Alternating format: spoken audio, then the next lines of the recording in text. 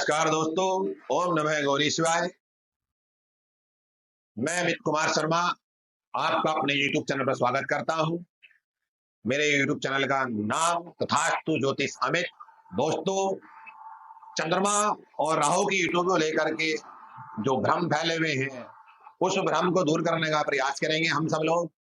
दोस्तों, अपनी अपनी जन्म पत्रिका काल लीजिएगा और अपनी जन्म पत्रिका में देखिएगा राहु चंद्रमा की युति आपकी कुंडली के अंदर कहाँ बन रही है या राहु के द्वारा चंद्रमा कहाँ दृष्ट है।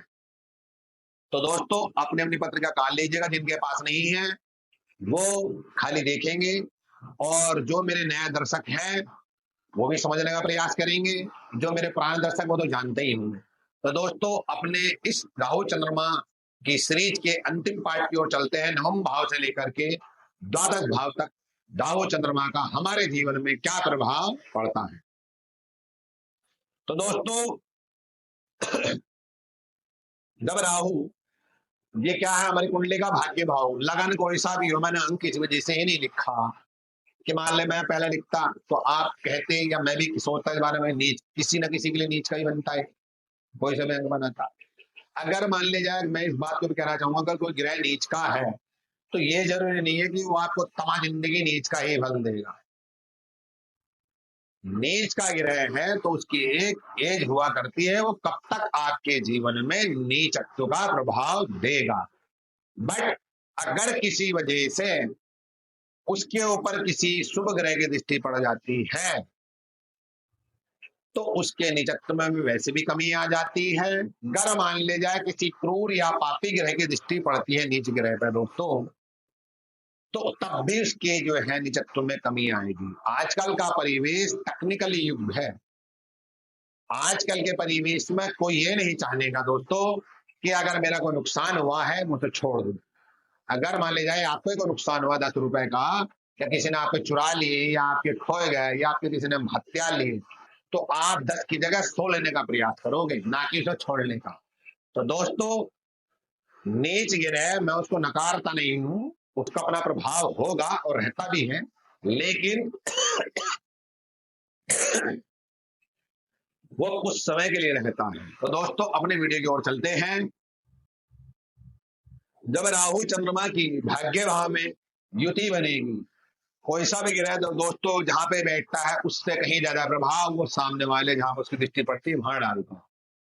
अब राहु चंद्रमा जब भाग्य भाव में बैठेंगे तो ऐसा जातक जो होगा धार्मिक कार्यों करने वाला रहता है, और त्रिकोण के अंदर या त्रिकोण के अंदर कोई सा भी ग्रह क्यों ना बैठा हो, हमेशा अच्छा ही फल देता है, चाहे वो बुरा ग्रह हो, चाहे वो सामान्य ग्रह हो, और चाहे वो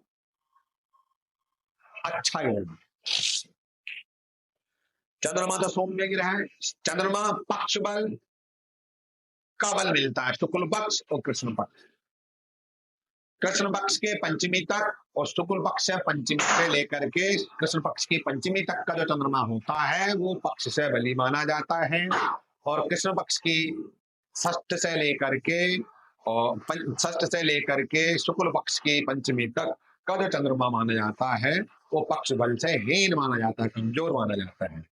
अब चंद्रमा राहु, चंद्रमा की सबसे तेज गति है 9 के 9 ग्रह में, 2.25 दिन में एक राशि से दूसरी राशि में प्रवेश कर जाता है, जिसके आधार पर हमारी और आपकी राशियां बनती हैं। जब राहु के साथ यहां बैठेगा तो ऐसा जातक आडंबर तो जरूर होगा, क्योंकि चंद्रमा के साथ बैठा तो मन चाहता है बड़ी बड़ी इच्छाएं रखना। भाई, मन से तो व्यक्ति सोचेगा, मन की इच्छाएं, जब तक मन में कोई इच्छा प्रेरणा भगवान नहीं देने की, तभी वो प्रेरणा जो मन के रूप में परिवर्तित होगी तो हमारी इच्छाएं बनेंगी, उन्हें हम साकार करने का प्रयास करेंगे।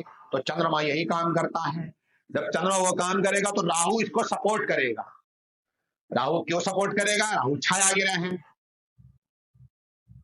और राहु जिस ग्रह के साथ बैठता है ये वैसा ही स्वरूप बना लेता है। और राहु वैसे भी कलिकाल का युग का राजा है दोस्तों। भाग्य भाव में, धर्म भाव में बैठा हुआ राहु चंद्रमा का योग किसी भी जातक के लिए बड़ा शुभकारक, बड़ा मंगल कारक और लाभकारक हुआ करता है। ऐसा जातक समाज के अंदर पद प्रतिष्ठा सम्मान की प्राप्ति करता है, और समाज में उसको लोग जानते हैं। भले ही पीछे उसको गाली क्यों ना देते रहे, पीछे तो आप किसी को भी गाली दे दो, बात तो तब है जब वो सामने देकर के दिखाए। अब जब राहु चंद्रमा भाग्य भाव में बैठे होंगे तो सामने तो देने से रहा, और भाग्य भाव में कोई सा भी ग्रह बैठा हो अच्छा ही फल देगा, भले से ही भाव का नाश कर दे। लेकिन चंद्रमा के साथ बैठा तो भाव का नाश भी नहीं हो। तो दोस्तों अब चलते हैं दसम भाव की ओर। दसम भाव में राहु ऑलरेडी जो है अति विशिष्ट कारक माना गया है। कारक से भी अति विशिष्ट कारक मतलब अच्छे से भी बहुत अच्छा। लेकिन चंद्रमा साथ में बैठा हुआ है। चंद्रमा को यहाँ से यहाँ पे जो दिग्बल से हीन माना गया है। यहाँ तो दिग्बल प्राप्त होता है उसे, लेकिन यहाँ दिग्बल से हीन माना गया है। जब चंद्रमा यहाँ बैठेगा राहु के साथ तो ऐसे जातक की पकड़ जो है शासन प्रशासन में होगी, सत्ता सरकार में होगी। सरकार में चाहे नौकरी करता हो ना करता हो, लेकिन बात इस व्यक्ति की मानी जाएगी। इसकी पहुंच, इसकी डिमांड, इसका सर्कल ऐसे लोगों से होगा, समाज के बड़े बड़े लोगों से, जो कि इसका बात में ही काम होगा। लोग बात तो करते हैं सरकारी नौकरी का हाथ पैर जोड़ेंगे, लेकिन समाज इसके सामने आकर का हाथ जोड़े जिसके राहु चंद्रमा 10वें भाव में। वो क्यों? ऐसा जातक चतुर चालाक, साम दाम दंड भेद चारों नीतियों का प्रयोग करने वाला, समय अनुसार अपने आप को ढाल लेने वाला। अगर बुरा समय है मतलब गरीबी का समय है तो अपना गरीबी को बना लेना, और अच्छा समय है तो उसके अनुसार अपने आप को ढाल लेना। मतलब जैसे कि मौसम हुआ करता है गर्मी, बरसात और ठंड, उसी अनुसार से व्यक्ति अपने आप को ढाल लेता है, जिसका 10th हाउस में राहु चंद्रमा हुआ करता है। और किसी वजह से कहीं से इस पर गुरु की या मंगल की दृष्टि पड़ गई या मंगल का संबंध बन गया 10वें हाउस से, तो ऐसा जातक बहुत बड़ा पॉलिटिशियन होगा। पॉलिटिशियन होगा ही होगा जिसके जो है राहु के साथ मंगल का संबंध यहाँ 10th भाव में बनता या बैठा हुआ है। ऐसा जातक पॉलिटिशियन तो होगा ही, समाज में उसकी बहुत बड़ी पहुंच, बहुत बड़ा नाम, बहुत बड़ी लेवल का धनवान व्यक्ति होगा, ऐसा जाता। चलते हैं 11वें घर की ओर जो लाभ भाव है। 11वां भाव क्या कहता है? ये तो जो है ऊंचाइयों का घर है, इससे भी ऊपर का घर। जब 11वें घर के अंदर राहु चंद्रमा की युति होगी तो ऐसा जातक जो होगा विवाह जीवन को लेकर के तो मैं कह सकता हूँ कहीं ना कहीं थोड़ी बहुत प्रॉब्लमेटिक स्थिति घटित होगी। राहु का संबंध सीधी 9वीं दृष्टि 7th भाव में पड़ेगी, लेकिन भी वो जरूरी नहीं है कि 7th भाव में दृष्टि पड़ रही है तो खाली अकेले खाली बैठा हो, यहाँ पे मंगल शनि वगैरह सूर्य वगैरह बैठा हो, तब तो स्थिति खराब है। लेकिन 11वें भाव में राहु चंद्रमा की युति को भी अच्छा माना गया, वो कि 11वें घर के अंदर कोई सा भी ग्रह क्यों ना बैठा हो, ऐसे व्यक्ति के जीवन में लाभ जो है होता रहता हो, चाहे 1 का हो, चाहे 100 का हो, चाहे लाख का, चाहे करोड़ का। और ऐसा व्यक्ति करोड़पति हुआ करता है जिसके घर के अंदर 11वें घर के अंदर राहु चंद्रमा की युति है। वो 11वां घर हमारी फैक्ट्री, हमारी कंपनी, हमारे बड़े भाई बहन, इनका हुआ करता है। हमारे बच्चों की जो पत्नी या हमारे जो दामाद होगा वो 11वां घर ही होगा। ये हमारी संतान और संतान के जो बच्चे मतलब पत्नी या संतान का पति, ये घर है। जब राहु चंद्रमा यहाँ होंगे तो ऐसे जातक जो होंगे बड़े अच्छे पूजनीय होंगे, समाज के अंदर सम्मान्य होंगे, अच्छे धनी व्यक्ति रूप में स्थापित रहते हैं। 12वें घर में चलते हैं। 12वें घर में राहु चंद्रमा की युति को खास अच्छा नहीं माना गया है, इसको तो मैं कहूंगा ही खैर गलत। लेकिन सिक्के के 2 पहलू हुआ करते हैं दोस्तों, एक अच्छा और एक बुरा। अब ये जरूरी नहीं है खाली राहु चंद्रमा ही वहां पर बैठे हुए हो। मेरे जजमान है सदर बाजार में जगमोहन सिंह जी, उनकी कुंडली के अंदर राहु चंद्रमा ही 12वें घर के अंदर बैठे, टॉप बिजनेसमैन है, बच्चे बाहर पढ़ रहे हैं, वाइफ खुद लॉयर है दिल्ली हाई कोर्ट की, पैसे की कोई कमी नहीं है। राहु चंद्रमा 12वें घर में, जमीन जायदाद खूब है। तो बताओ क्या राहु चंद्रमा वहां गलत मानेंगे?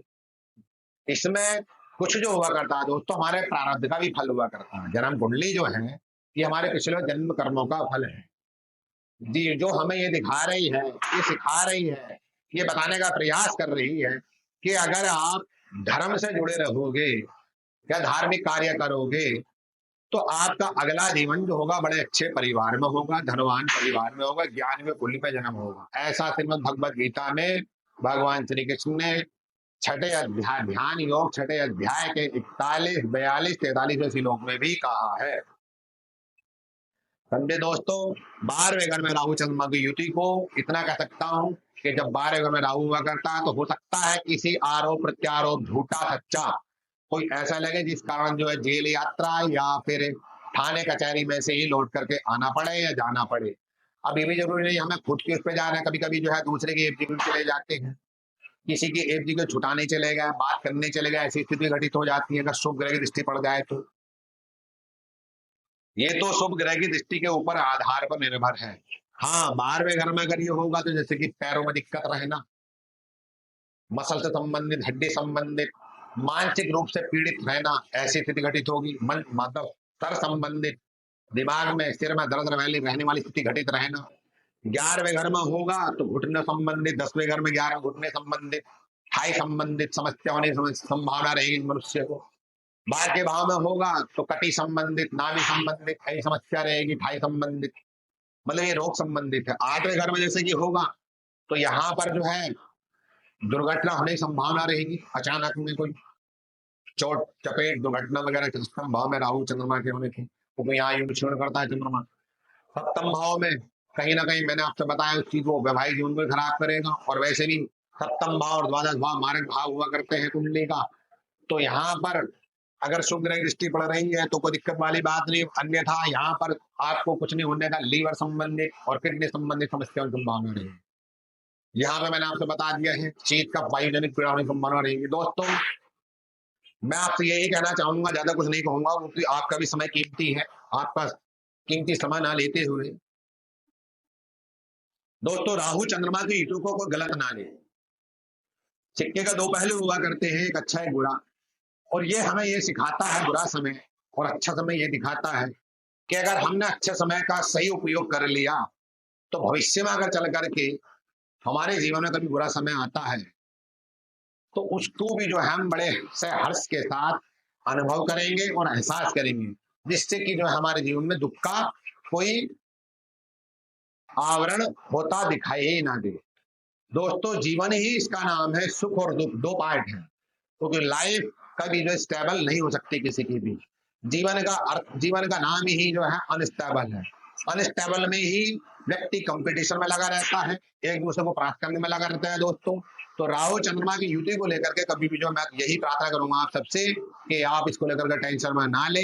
केवल प्रकृति ये कहती है कि अगर आपके कर्म में शुद्धता है तो स्वयं भगवान भी आपके भाग्य के लेख को नहीं काट सकते। वो कि अगर आपने कर्म किया है और जितना कर्म आपने किया है उसका फल भगवान आपको जरूर देंगे। इसी कारण भगवान ने फल को अपने हाथ में रखा है। ये जो हमारे जीवन सुख दुख आते हैं इसके पीछे कारण दोस्तों यही है कि अगर सुख दुख हमारे जीवन में ना आए, खाली सुख सुख आते रहे तो फिर व्यक्ति काम करना छोड़ देगा। दुख आने का मतलब है काम के लिए प्रेरित करना, और चंद्रमा हमें मन है ना तो हमें काम के लिए प्रेरित करेगा। भगवान प्रेरणा देंगे, वो प्रेरणा हमारे मन के अंदर स्थापित होगी। स्थापित होने के बाद हम उस प्रेरणा लेने के बाद फिर कुछ किसी बारे में सोचेंगे, और जब हम सोचेंगे तो उस काम को करने के लिए जाएंगे। अच्छा हो या बुरा हो ये हमारी जो है मानसिकता के ऊपर निर्भर है कि हम उसे अच्छे वे में ले रहे हैं या बुरे वे में ले रहे हैं। दोस्तों मेरा वीडियो आपको अगर पसंद आया हो तो इसको सब्सक्राइब करें, लाइक करें, ज्यादा से ज्यादा कमेंट्स करें, और दोस्तों अपने मित्रों को, रिश्तेदारों को शेयर करें। आने वाले समय में अभी दीपावली के ऊपर मैं एक छोटी सी वीडियो बनाऊंगा दोस्तों, जिसको लेकर के थोड़ा संदेह है वो जो है मिटाने का प्रयास करेंगे दोस्तों। ओम नमः गौरी शिवाय।